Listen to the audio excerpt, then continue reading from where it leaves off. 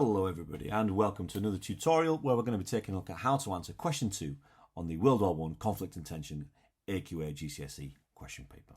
What we are going to be looking at is we're going to be looking at two sources, source B and source C, and the question is going to be around how useful is source B and C to a historian studying the Balkan crisis between 1908 and 1909.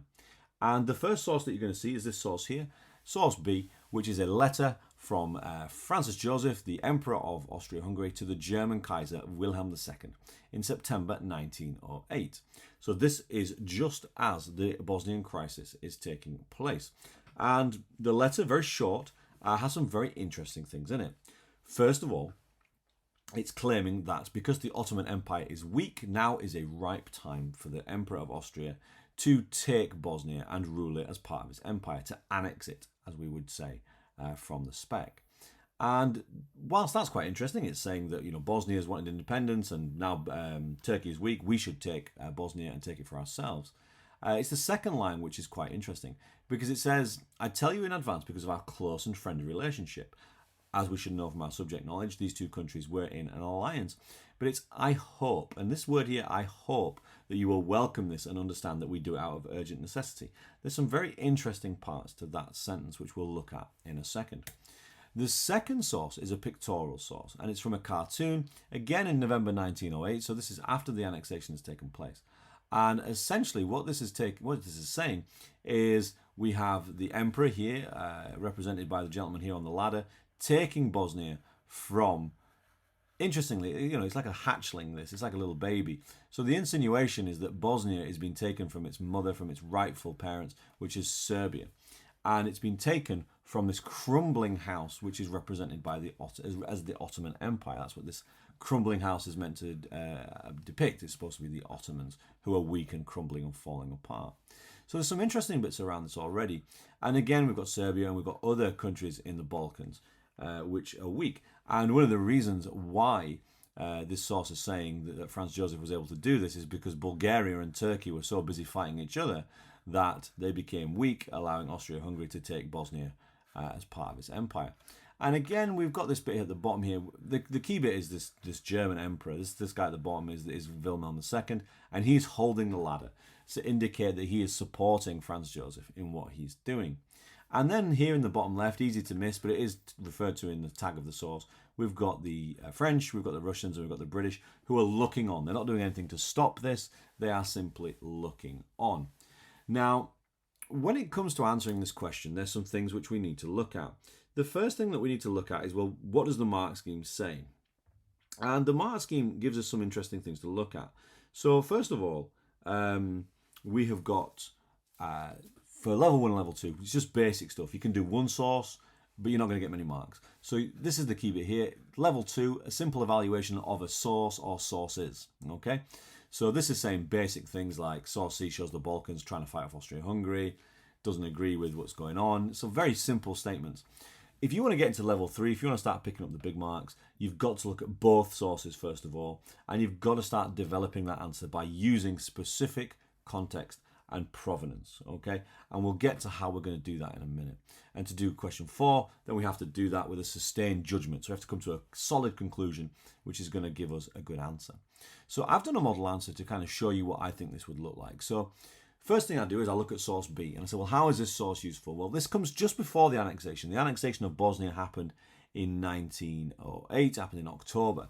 So this source is from just before then in September. And it's useful because it tells us a number of things.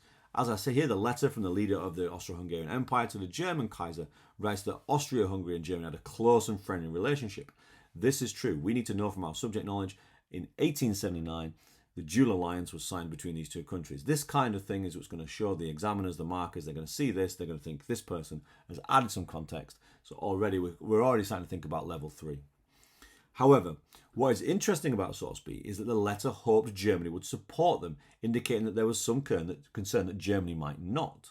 And again, this is where we need to bring in some subject knowledge, and we should know from our own subject knowledge that Germany wasn't very happy with Austria annexing Bosnia, but they agreed to support them because Austria-Hungary had supported them in the Moroccan crisis earlier on in 1906.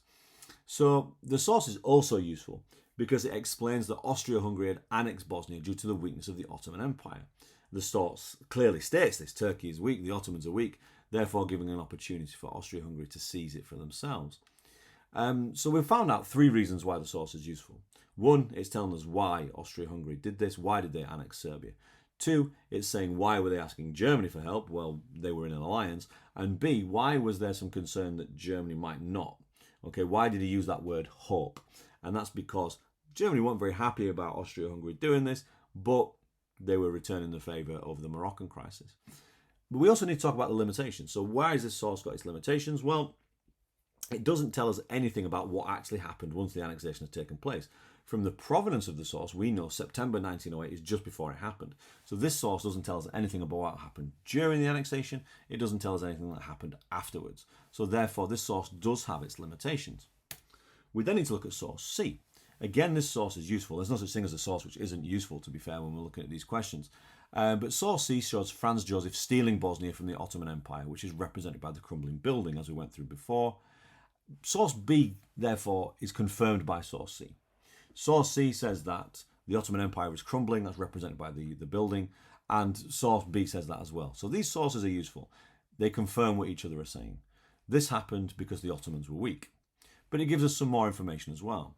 So the birds that are pecking at Austria-Hungary suggest that Serbia is particularly unhappy about this.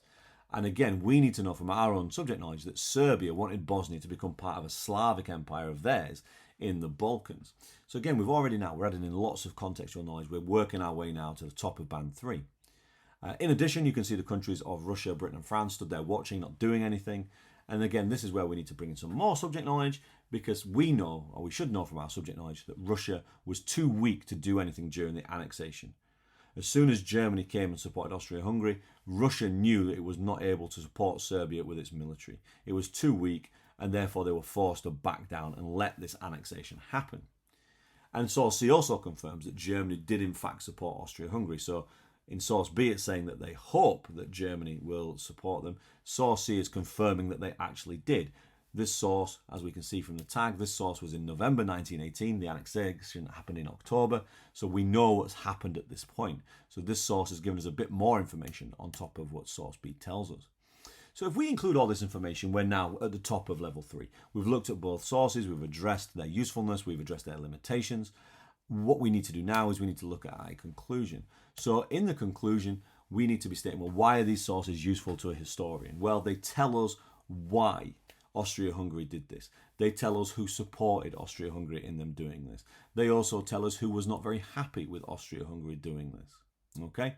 There are, however, some limitations. It doesn't tell us anything about what happened after Bosnia had been annexed. It doesn't tell us a great deal of information about the interactions that Russia and Serbia had and why Russia was forced to back down. We have to bring that in from our own subject knowledge. So these sources are very useful, but they have their limitations. And that is always going to be your conclusion to this question. You're going to have to tell us why they're useful, and you're going to have to tell us the limitations. Please don't use the word not useful. All sources are useful. Use the word limitations. So if we do that, what we can see here is, yes, we've done some good reasoning on the utility. We've said why are these sources useful based on their content and provenance, which is what level 4 asks us to do. And we might talk about the relationship between the sources, which we've done, how source B and source C actually are useful when we look at them together. So we've done that. We've looked at both sources. We've come to a good conclusion. That's going to get you into the level 4 marks. Okay. So some tips for question 2. There's no such thing as a source that isn't useful. Every source is useful. Okay. Even if it's biased, it's still useful. Okay. Got to include as much relevant contextual knowledge as you can to get out of band 2, and you must look at both sources to get out of band 2. If you just look at one source, you're stuck at the top of band 2. Okay, and you must consider how are these sources, how useful are they when we look at them together? Do they support each other? Do they contradict each other? What's the relationship like when we look at both sources together? Because this source is worth a lot of marks. It's worth 30% of the overall content marks, okay? Papers out of 40, this is worth 12 marks. So this is worth a big chunk. So give it a good amount of time in the exam, 15 to 20 minutes. But also be very mindful, you've got question 4 to do, which is going to take up the most of your time. Stick around, we're going to look at another video now. We're going to look at how to do question 3, which is the account question. I'll see you there.